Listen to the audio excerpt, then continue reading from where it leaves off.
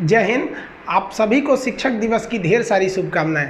आज के दिन हम भी अपने सारे शिक्षकों को नमन करते हैं जिन्होंने हमें पढ़ा लिखा कर इस काबिल बनाया कि आज हम यहाँ तक हैं। बहुत सारे शिक्षक हमारे बीच हैं और हमारे बहुत सारे शिक्षक और आपके भी शिक्षक जो अब इस दुनिया में नहीं, उनका स्वर्गवास हो गया। हम सबको नमन करते हैं कि किसी भी ज़िंदगी को देखिए, माँ बाप ज़िंदगी दे देते हैं, शिक्षक नहीं देंगे तो फिर वो ज़िंदगी नहीं रह जाएगी।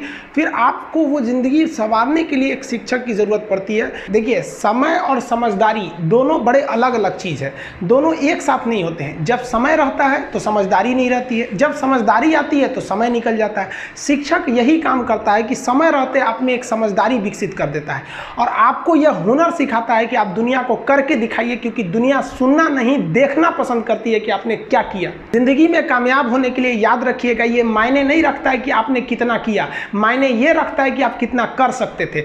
जब लंका में पुल बनाया जा रहा था पत्थरों को जोड़ कर सीता माँ को लाने के लिए, तो बंदरों के साथ साथ गिलहरियां भी वहां पत्थर भर रही थी। तो इन सब से कितना पत्थर ही उठेगा। एक बंदर आया तो उठा के फेंक दिया गिलहरी को, भाग यहाँ से, तो इतनी पत्थर बीच में ला रही है। तो मर्यादा पुरुषोत्तम राम के पास वो जाके गिलहरी गिरी, तो गिलहरी को वो प्यार से सहलाए थे ना, तो ऐसा कहा जाता है कि इस पे जो निशान है गिलहरी के पीठ पे, वो राम जी का है। राम जी ने उस बंदर को बुलाया और कहा कि देखो, तुम इतना विशाल पत्थर उठा रहे हो तो तुम्हारा शरीर भी विशाल है। ये गिलहरी इतना बड़ा पत्थर उठा रही है जितना इसकी क्षमता है। तो आप अगर कामयाब होना चाहते हैं तो आप ये मत सोचिए कि आप हमने आज 8 घंटे पढ़ लिए या 8 घंटा मेहनत किए। आप ये सोचिए कि आप कितना कर सकते थे।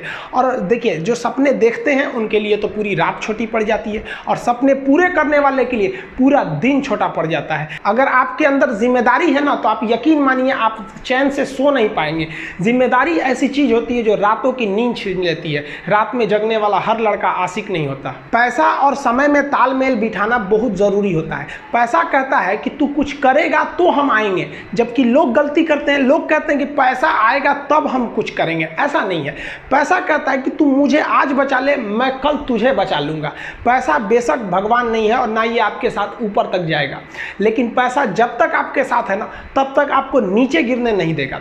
देखिए, पैसा जीवन में बहुत कुछ है, बहुत कुछ, लेकिन पैसा सब कुछ नहीं है। इंसानियत मायने रखने चाहिए। समय के साथ आप कभी खिलवाड़ मत कीजिएगा। दुख की बात यह है कि समय बहुत कम है, लेकिन सुख की बात यह है कि अभी भी समय है। लेकिन समय के पास इतना समय नहीं है कि आपको दोबारा समय देगा। वक्त नहीं लगाइए आपको यह निर्धारित करने में कि क्या करना है, वरना वक्त निर्धारित कर देगा आपका क्या करना है। हम सब की सबसे पहली जो शिक्षक होती है वो माँ होती है, इसलिए माँ का शिक्षित रहना बहुत जरूरी है। अगर कोई शिक्षित माँ है तो वो कभी भी अपने बच्चे को शिक्षा से दूर नहीं करेगी। मेरा ये हरगिज़ कहना नहीं है कि जिसकी माँ अशिक्षित है उसका बेटा पढ़ा लिखा नहीं होगा। मेरी माँ आज भी अनपढ़ है, आज भी उससे 1 रोटी मांगते हैं ना तो वो 2 रोटी दे देती है। दुनिया की सबसे अच्छा अलार्म जो होता है वो माँ होती है। आप कहिएगा सुबह 7 बजे उठाने के लिए, वो आपको 6 बजे ही उठा देगी और कहेगी बेटा 8 बज गया आपको। इस दुनिया में आपको सबसे बेहतरीन ढंग से जानती है कोई तो आपकी माँ। वो और दुनिया से आपको 9 महीने पहले से जान रही होती है। कहा जाता है कि मेरे नसीब में एक भी गम ना होता अगर मेरी तकदीर लिखने का हक मेरी माँ को मिला होता है। माँ बचपन से पाल के बड़ी होती है। आइए यही ना है छोटका, बड़ा होके क्या बोलेगा, माई वाइफ माई लाइफ। गजब बबुआ गजब। इतना उम्र पे छोड़ दी रहती माई ना तो कुत्ता नोच के खा गया रहता। बड़ा होके कहेगा माई वाइफ माई लाइफ। कभी भी माँ बाप से आप ऊंचे आवाज़ में बात नहीं कीजिएगा, वरना आपको शिक्षित कहलाने का कोई अधिकार नहीं है। और बाप जो होता है ना, वो बड़ा खुददार इंसान होता है, कभी बोल नहीं पाता है। माँ तो बोल भी देती है ना, बाप बोल नहीं पाता है। जेब खाली रहने के बावजूद मैंने बाप को कभी ना कहते नहीं देखा। इस दुनिया में बाप से रईस इंसान मैंने नहीं देखा। लेकिन इन दोनों को कहते हैं कि आप अपने बच्चे को जी जान से प्यार कीजिए, उसे सोने का निवाला खिलाइए, लेकिन उस पर नज़र रखिए दुश्मन की तरह क्या कर रहा है, वरना एक दिन बिगड़ जाएगा। माँ बाप भी लड़कियों को भेजते हैं हॉस्टल में पढ़ने के लिए। हॉस्टल जाती है बबनी पढ़ने के लिए, हाथ में घड़ी नहीं, और उधर से जब आती है छुट्टी पे तो 3000 का सोनाटा का घड़ी पहन के मम्मी पूछती बबनी घड़ी कहाँ से, तो मेरी सहेली गिफ्ट दी है बर्थडे पे। आपको पता चल रहा है वो सहेली गिफ्ट दे रही है, इतना सहेली का गिफ्ट आ रहा है वहाँ पे। आप नज़र रखिएगा, वरना एक दिन आप ही पछताएंगे। पिता को भी हम ये कहना चाहते हैं कि आपके दिए पैसे से ही आपका लड़का बिगड़ता है। अगर उसे ज़रूरत 8000 की है, आप उसे 15000 देंगे तो जेन्युइन है, एक दिन वो आपका नाम खराब करेगा। पैसा ही इंसान को ज़्यादा बिगाड़ता है। उसको लिमिटेड दीजिए जितनी उसकी ज़रूरत है, उससे एक्सेस दे दीजिएगा तो वो फिर बिगड़ेगा। और माँ अगर बेटियों पे ज़्यादा नज़र नहीं रखेगी तो फिर वो भी बिगड़ेगा। नज़र रखिए जब तक वो कामयाब नहीं हो जाता है। जब कामयाब हो जाएंगे तो उनके अंदर खुद समझ में आ जाएगी कि क्या मेरे लिए सही है और क्या गलत है। भौतिकवादी इस समाज में भाई भाई में तकरार बढ़ते जा रहा है, ये सबसे गलत है। रावण जैसा शक्तिशाली व्यक्ति हार गया क्योंकि उसके पास उसका भाई नहीं था, और राम जी ने रावण जैसे विशाल लंका के स्वामी को ध्वस्त कर दिया क्योंकि राम जी के पास उनके भाई लक्ष्मण का साथ था। इसलिए आप भाई भाई एक होकर रखिए। बड़े भाई का कुछ कर्तव्य होता है, आपको सबसे ज़्यादा त्याग करना पड़ेगा। बड़े भाई का कहीं पे भी घर में कहीं पे भी पैसे लगेंगे तो ज़्यादा लगेंगे, मेहनत ज़्यादा लगेगा, सब कुछ आपको ज़्यादा करना पड़ेगा। ये दुनिया का दस्तूर है। और छोटा भाई है, उसे कभी भी बड़ों का सुनना ही पड़ेगा और आपको सुनना चाहिए। आपको भी एक बातचीत में एक लिमिट रहना चाहिए। बड़े को भी ये लिमिट रखना चाहिए कि हमें अपने छोटे भाई बहन को कितने लेवल तक डांटना है, लेवल से ज़्यादा नहीं डांटना चाहिए। और छोटे भाइयों और छोटे बहनों को भी याद रखना चाहिए कि हम अपनी ज़ुबान का इतना गलत इस्तेमाल ना करें कि बड़े भाई या माँ बाप को बुरा लगे। वो भले आपको कितना डांटे, लेकिन आप अपने आप के लिए एक लेवल बना के रखिए कि ये इतना लेवल के आगे नहीं जाएंगे हम। कुछ लोग बड़े भाई माँ बाप का जवाब दे देते, कहते ये करो, कहते नहीं करेंगे, क्या करेंगे। हद है भाई साहब, कोई कुछ नहीं करने वाला इस दुनिया में। मर भी जाओगे तो कौन पूछता है। एक तारा टूट जाने से आसमान सूना नहीं होता, लेकिन संस्कार विहीन व्यक्ति जानवर की तरह होता है। हम बहनों को भी कहना चाहेंगे, आप लोग के अंदर शिक्षा बहुत ज़रूरी है। आप कम खाइए लेकिन माँ बाप से कहिए कि हम पढ़ेंगे पढ़ेंगे पढ़ेंगे। शिक्षा बहुत ज़रूरी है, शिक्षा बिना हर चीज़ अधूरा है। और आप जितनी भी लड़कियां हैं उन सबसे कहते हैं अपने अंदर थोड़ा बहुत कुछ सुधार लाइए। अपने आप को कभी दूसरे से कंपैरिजन मत कीजिए कि उसके पास क्या है हमारे पास क्या है। और एक चीज़ लड़कियों में जो सबसे ख़राब चीज़ होता है, आप कोई लड़की गुस्सा है या नहीं है ये चेक करना है तो आप उससे बस एक गिलास पानी मांग लीजिए। उसके पानी देने के स्टाइल से पता चल जाएगा कि गुस्सा है कि नहीं। पानी रख के जाओ यहाँ पे, अरे क्या मतलब बनता है। आप गुस्सा है, ठीक है, सब में होते हैं, जहाँ ज़्यादा रिश्ते रहते हैं वहीं इंसान गुस्सा होता है, लेकिन इसका मतलब ये क्या कि 2 दिन आपको मनोबल लगेगा। ये सारी ट्रेडिशनल चीज़ों को बदलिए, ये अच्छी बातें नहीं होती है।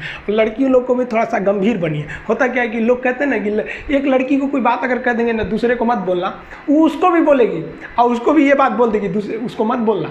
अब पूरा मोहल्ला को पता चल जाएगा, सबको यही पता रहेगा कि किसी से बोलना नहीं है, लेकिन सबको पता चल जाएगा। भाई कुछ गंभीरता लाइए। लड़का लड़की सबको कहते हैं, ज़िंदगी के कुछ राज अपने तक ही रहिए। अपने करीबी भी दोस्त को कुछ खास राज को नहीं बताइए, क्योंकि कुछ करीबी दोस्त को भी ना कुछ करीबी दोस्त होते हैं, फिर वो ट्रांसफ़र हो जाएगा आगे तक।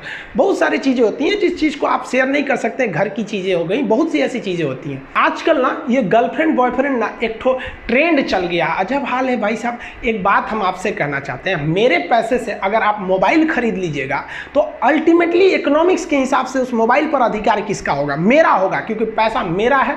तो आप सोचिए, आप बाप के पैसा से अगर लड़की पटाएंगे तो लड़की किसकी होगी इकोनॉमिक्स के हिसाब से? बाप के लिए। तो लड़कियों को भी कहते हैं कि भाई ऐसा लड़का को मत वैल्यू दो जो बाप की कमाई पे तुमको घुमा रहा है। और लड़कों भी कहते हैं जागो, अगर बहुत शौक है ना गर्लफ्रेंड बनाने का तो अपने पैर पे खड़े हो जाओ। जिस दिन पैर पर खड़े होगे ना उस दिन समझ में आएगा ये सब चीज़ें फालतू चीज़ें होती हैं।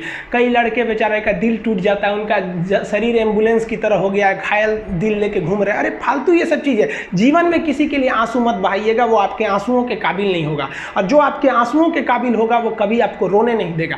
दिल टूट गया, गोली मारो यार, प्यार 24 कैरेट का था आपका, उसी की औकात नहीं थी जो खरीद सके। और हस्बैंड वाइफ में भाई साहब, हमारे जितने दोस्तों की शादी हुई है ना वो सब परेशान रहते हैं हस्बैंड वाइफ में। इन दोनों में केवल एक खराबी, दोनों अपने आप को सुप्रीम कोर्ट समझता है। हमारे भाई साहब आप मिलजुल के रहिए। अभी क्या है कि आप जितने भी स्टूडेंट हैं आप सबका जॉब लगेगा, अपने से सब शादी ब्याह सबकी होगी, भाई आपका परिवार खुश रहे। लेकिन आप देखिए शादीशुदा इंसान हमेशा परेशान रहता है, ये दोनों हमेशा झगड़ते रहते हैं। समस्या क्या है? वाइफ चाहती है हस्बैंड को समझाएं अपनी बात, और हस्बैंड चाहता है कि हम अपनी बात वाइफ को समझाएं। भाई आप दोनों से कहना चाहते हैं, आप कोशिश करिए ये क्या कहना चाहते हैं इनकी बातों को आप समझ जाइए, और आपसे कहते हैं आप अपनी बात मत थोपिए, इसकी बातों को समझिए।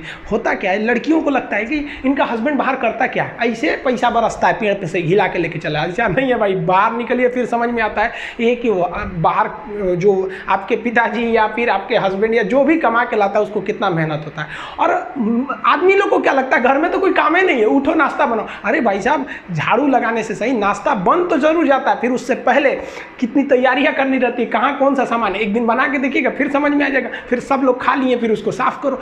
सबका अपने अपने चीज जगह काम होता है।